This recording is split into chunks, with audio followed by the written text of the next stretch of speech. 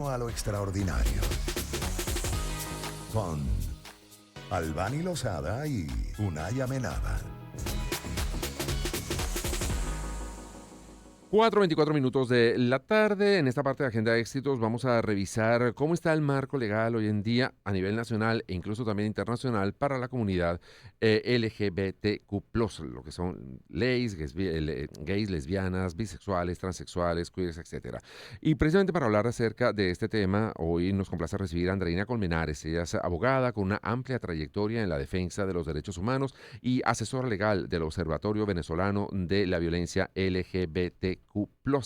Hoy nos enfocamos en un tema crucial para esta comunidad y es el marco legal que protege sus derechos y las acciones necesarias para garantizar su cumplimiento. Y todo esto vino a propósito, Andreina y amigos oyentes, de una noticia que veíamos hace poco de cómo, sobre todo en los Estados Unidos, a raíz de la toma de posesión del presidente Trump, algunas personas que eran transexuales, cuando fueron a renovar su pasaporte, les habían puesto su sexo original. Digamos, habían como decidido revertir ese avance que habían logrado en sus derechos al haber tenido un cambio de sexo. ¿Cómo está impactando esto a la comunidad? Bueno, además de todos muchos comentarios, personas que no se sienten seguras ahora en los Estados Unidos, Claro. que forman parte de esa comunidad.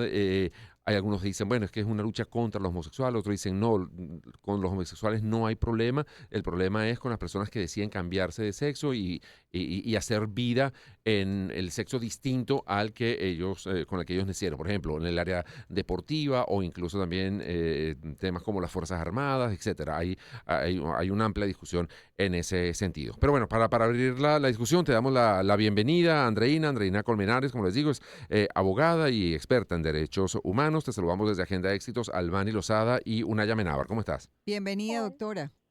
hola, buenas tardes. Gracias por la invitación y bueno, un saludo a todos los oyentes. Sí, justamente lo que comentabas es Ujú. algo que es bastante preocupante para nosotros desde el Observatorio Venezolano de Violencia LGTBIQ+, entendiendo ya el contexto que se vive para algunas personas a nivel global y a nivel de derechos vulnerados constantemente. Para nadie es un secreto que bueno, que estas nuevas agendas mundiales que se están marcando desde Estados Unidos, desde Europa y desde otras partes del mundo vulneran directamente los derechos de la comunidad porque básicamente empiezan o dejan ver un retroceso completamente de todos estos derechos que se han alcanzado y que tanto han sido luchados, como por lo menos, por ejemplo, con las personas transgénero. Es como que la principal situación que se presenta de vulnerabilidad por todo esto de que le están poniendo un género diferente al género con el cual se sienten identificados, e incluso están haciendo un cambio en los sitios de reclusión, es decir, no están cumpliendo con lo establecido por la Comisión Interamericana de Derechos Humanos, que es el tema de cómo debe estar recluida una persona que haya cometido un delictivo Ujú. al momento de ser procesado. Entonces eso es una problemática bastante alarmante, justamente porque, bueno, la comunidad LGTBIQ+, a lo largo de la historia ha sido una comunidad bastante segregada y que aunque en muchos países se ha logrado una reivindicación, por ejemplo, en temas, por ejemplo, en la agenda mexicana el año pasado se logró que se penalizara el transfeminicidio, que antes no estaba estipulado, pero también vemos como otros discursos son contrarios a lo que se quiere, pues. Mm. ¿Qué tan desprotegida está esa comunidad en la actualidad, por lo menos a nivel de Latinoamérica, doctora? Mira, la comunidad LGTBIQ+, aunque ha tenido un gran avance en algunos aspectos, para nadie es un secreto que temas como el matrimonio igualitario, el reconocimiento de las personas transgénero, los procesos de reclusión, la reivindicación de derechos y una serie de garantías que se le deben dar a las personas de la comunidad están completamente obstaculizados por muchos temas, e incluso políticos y religiosos. Por ejemplo, en el caso de Estados Unidos, estamos hablando que hay 11 millones de personas en riesgo por todas estas nuevas políticas que se están implementando, y es un número bastante Considerable, Claro. sí, señor. considerable, Mm. descabellado, y sobre todo porque el impacto no viene solo dado para las personas trans, como la gente lo quiere hacer ver, o como es la línea discursiva que se ha tratado, sino que es un impacto también para las mujeres lesbianas, para los hombres gays, para las personas intersexuales, para los queers,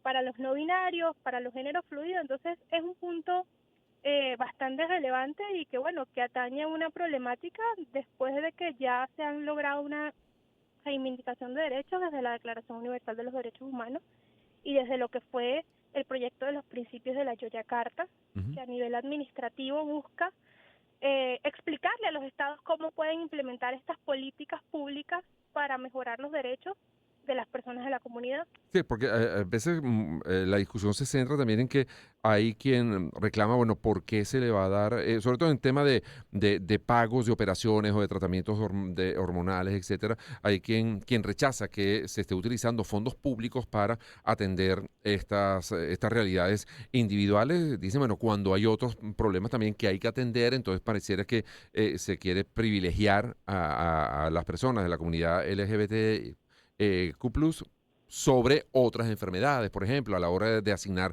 presupuesto. No sé, ¿qué les dices a quien piensa de esa manera?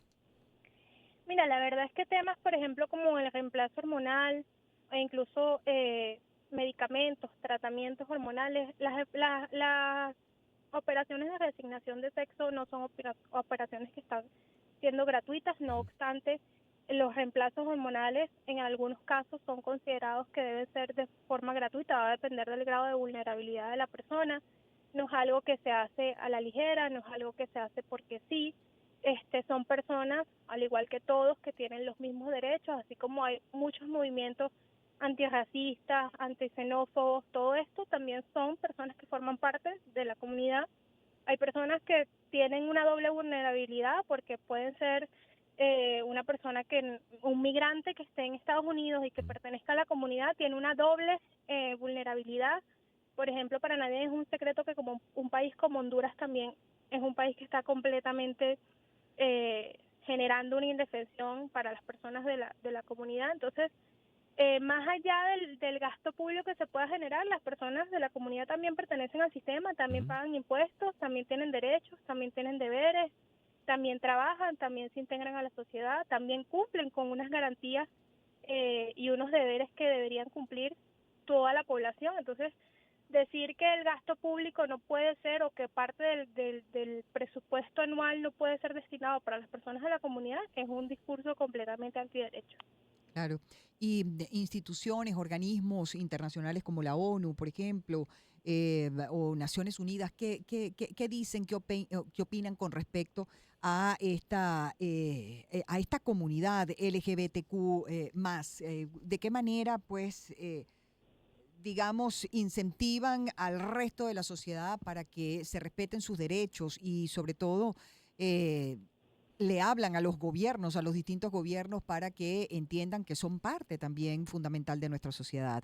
Hay que hacer una pausa, doctora, pero Nos quedan 2 minuticos. había entendido que ya teníamos que hacer la pausa, pero bueno, sí, por favor, le cedo la palabra para que nos responda, por favor, esta pregunta. Mira, desde los organismos internacionales realmente el discurso que se ha planteado es evidentemente que no puede haber un retroceso en los derechos, que deben respetarse las garantías y los derechos que ya se fueron dados, que fueron concebidos. Incluso el relator especial para las personas de la comunidad ha trabajado en una serie de recomendaciones porque es necesario que se entienda que las personas de la comunidad LGTBIQ+ también son parte de la población y que desde los distintos gobiernos, por las diferentes corrientes políticas, ideológicas, desde el punto de vista también religioso, no puede segregarse a una comunidad porque estaríamos hablando de que un retroceso de 100 años, de 200 años, estaríamos hablando de un proceso en el que básicamente todo lo que se ha alcanzado y todo lo que se ha logrado desde el punto de vista de organismos internacionales, así como desde los gobiernos, que hay muchos gobiernos que han sido progresistas en estos temas, daría un vuelco total y se generaría una casa básicamente de personas de la comunidad y eso es lo que no se quiere. En este momento, por ejemplo, acceso al trabajo, acceso a estudios, o alquiler de una vivienda o compra de una vivienda, ¿está siendo limitado a las personas de la comunidad por su condición, por sus características o no? O al Mira, final del día, pues tienen la misma posibilidad de entrar a una universidad, a un colegio, o de entrar a una empresa, o de alquilar una casa, o de comprarla. Mira, desde el observatorio nosotros hemos evidenciado cómo a las personas de la comunidad se les hace muchísimo más difícil por lo menos acceder a un trabajo. Si es una persona trans, tiene una doble situación. Hemos documentado muchísimos casos de discriminación en torno a las personas de la comunidad, desde el trabajo, desde los hogares, porque aparte las personas de la comunidad tienen una principal problemática, que es que si la familia no los acepta, si su núcleo familiar no los acepta, ya por ahí empieza un proceso de discriminación e incluso de terapias de conversión, que son bastante delicadas porque pueden desencadenar hasta un suicidio. Entonces, evidentemente para las personas de la comunidad, todas estas situaciones diarias, cotidianas, que para una persona heterosexual no representan un doble obstáculo, ¿no? Entonces es bastante importante ver cómo, por ejemplo, a nivel educativo hay personas que han sido discriminadas y han tenido que salirse del núcleo estudiantil justamente porque no soportan estos procesos de discriminación, ¿no? Claro, bueno, ahora sí toca hacer la pausa. Doctora, conversamos amigos con Andreina Colmenares, abogada, asesora legal del Observatorio Venezolano de Violencia LGBTQ+, defensora de los derechos humanos. Con ella revisamos el marco legal precisamente para esta comunidad. Nos vamos a ir a la pausa y en breve regresamos con esta conversación con la doctora Colmenares aquí en Agenda Éxitos. No se aparten. Espacio para conectar. Éxitos. Caracas, El Vigía, Guarenas, Guatire, Maturín, Táchira, Mérida, Barquisimeto, Margarita, Puerto La Cruz, Puerto Ordaz, Maracaibo. Maracay. Éxitos. Sonidos en primera fila.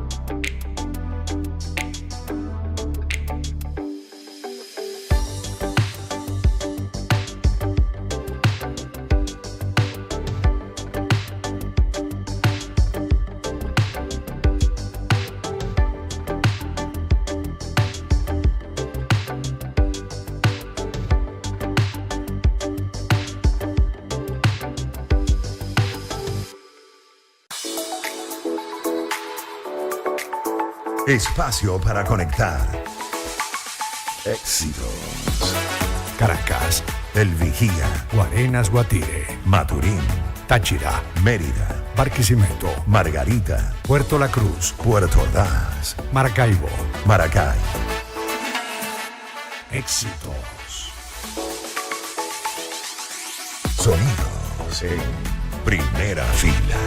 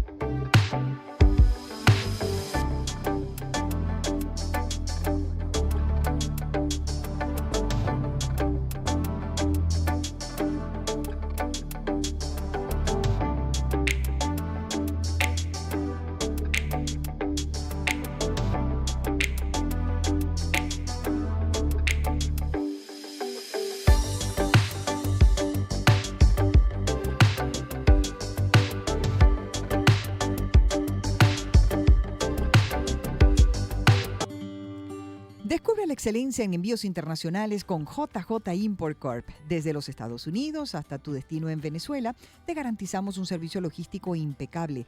Puedes encontrarnos en Instagram a través de la cuenta @JJ Import Corp para que conozcas todos los detalles de los magníficos servicios que te ofrecemos. Recuerda que durante todo el año, JJ Import Corp es tu aliado logístico.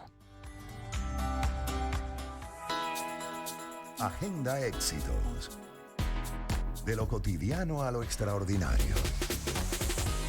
Con Albany Lozada y Unay Amenábar. Son las 4:46 de la tarde. Seguimos conversando con Andreina Colmenares, abogada y asesora legal del Observatorio Venezolano de Violencia LGBTQ+, y defensora también de los derechos humanos, hablando justamente del marco legal para la comunidad LGBTQ+.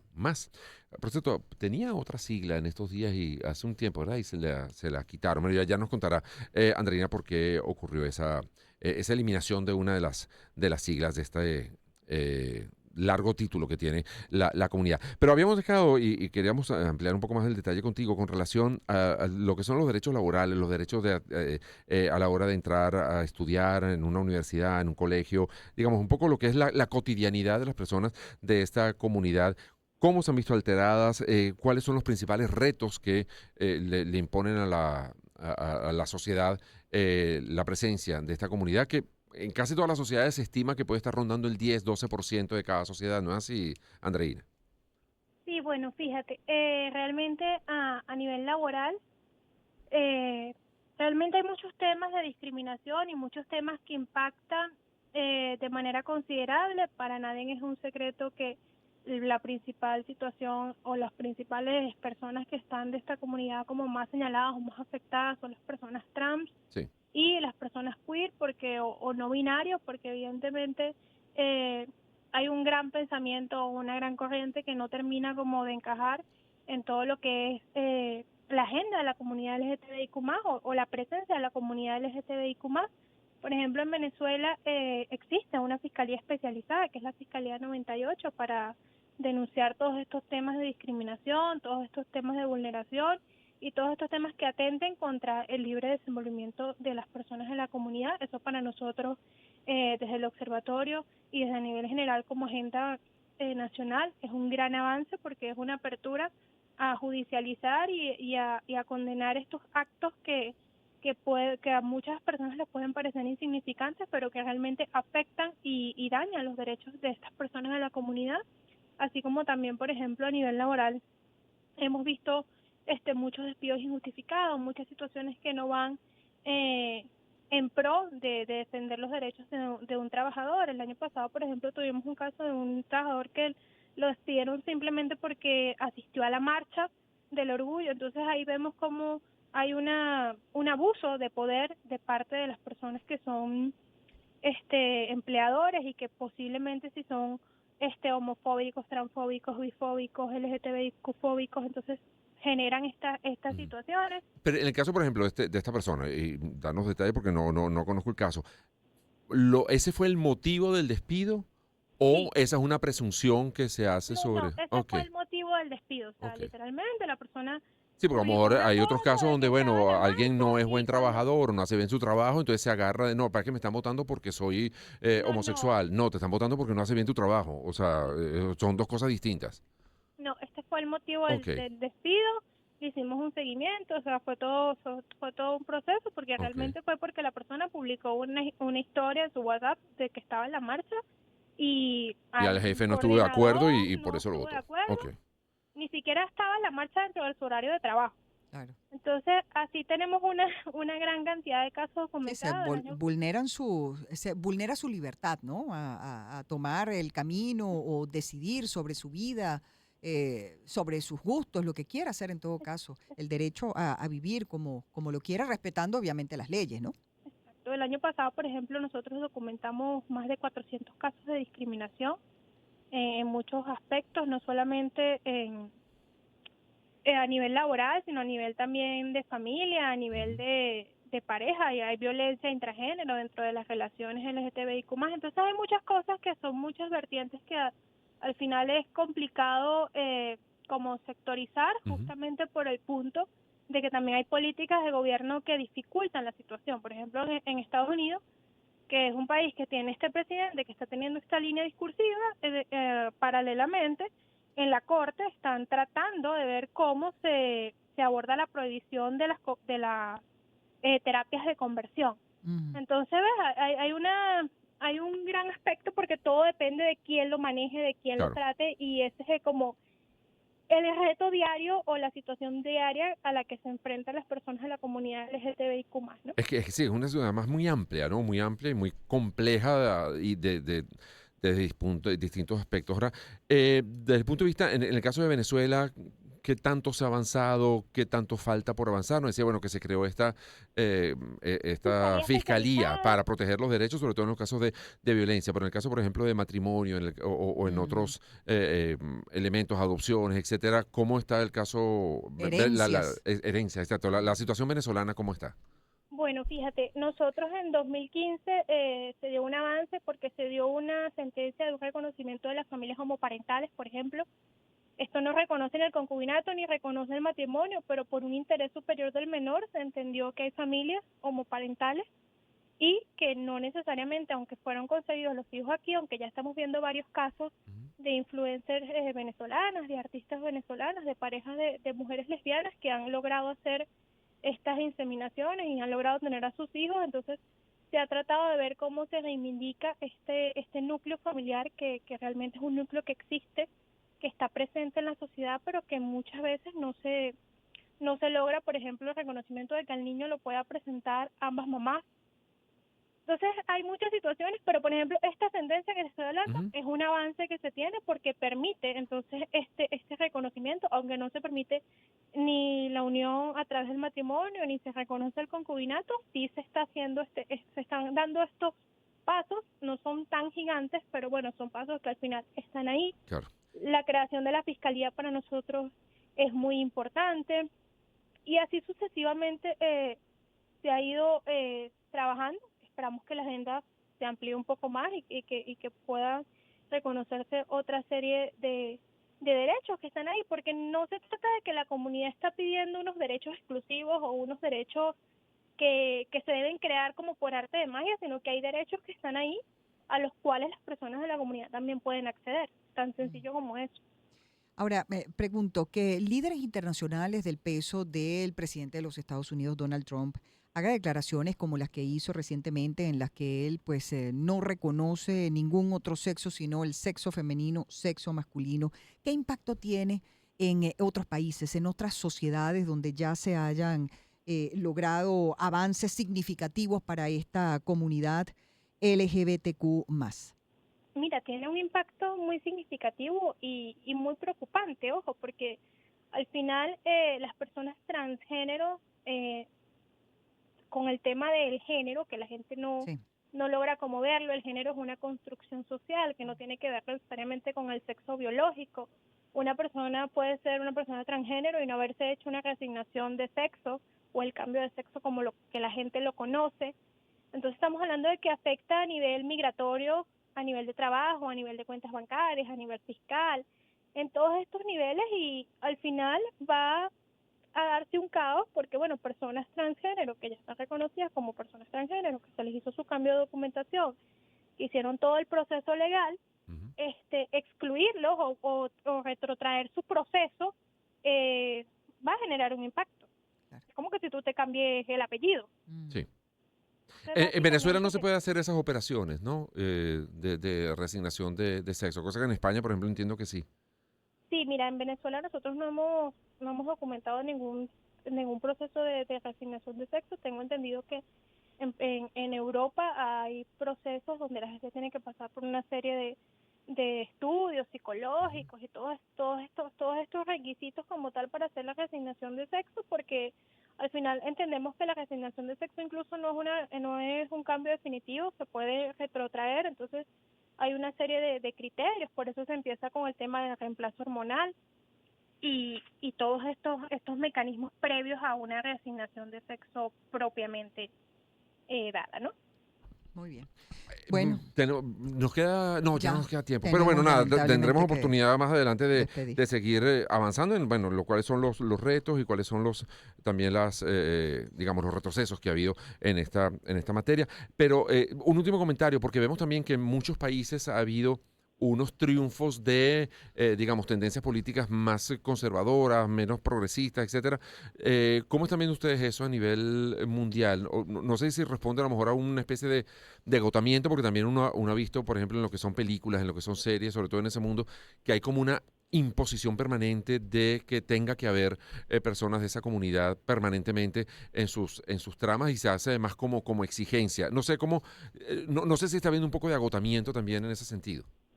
Sí, bueno, la agenda, para contestarte brevemente, Sí. mira, la agenda mundial ha cambiado muchísimo, se ha dado un panorama se está dando un panorama bastante complicado por el triunfo de algunos gobiernos y de algunas políticas o corrientes ideológicas.